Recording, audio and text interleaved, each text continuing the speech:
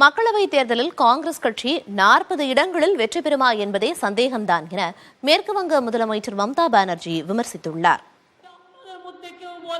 மக்களவைத் தேர்தலுக்காக காங்கிரசுடன் தான் கூட்டணி வைக்கவே விரும்பியதாக தெரிவித்துள்ள மம்தா பானர்ஜி, காங்கிரசுக்காக ஒதுக்கப்பட்ட 2 தொகுதிகளையும் அவர்கள் நிராகரித்து விட்டதாக தெரிவித்துள்ளார். 2 தொகுதிகள் போதாது என்றால் 42 தொகுதிகளிலும் காங்கிரஸ் தனித்து போட்டியிட்டுக் கொள்ளட்டும் என தெரிவித்தார்.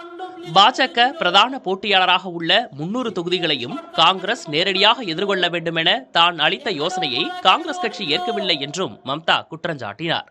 மேற்கு வங்கத்தில் ராகுல் காந்தி செல்லக்கூடிய நடைபயணம் இஸ்லாமிய வாக்காளர்களை கவர்வதற்காக நடத்தப்பட்டு வருவதாகவும், குழுவாக புகைப்படம் எடுத்துக் கொள்ளும் நிகழ்ச்சியாக நடைபயணம் நடைபெற்று வருவதாகவும் மம்தா கடுமையாக விமர்சித்துள்ளார். 2014ஆம் ஆண்டு மக்களவைத் தேர்தலில் 44 இடங்களில் வென்ற காங்கிரஸ் 2019 மக்களவைத் தேர்தலில் 52 தொகுதிகளில் வென்றது குறிப்பிடத்தக்கது.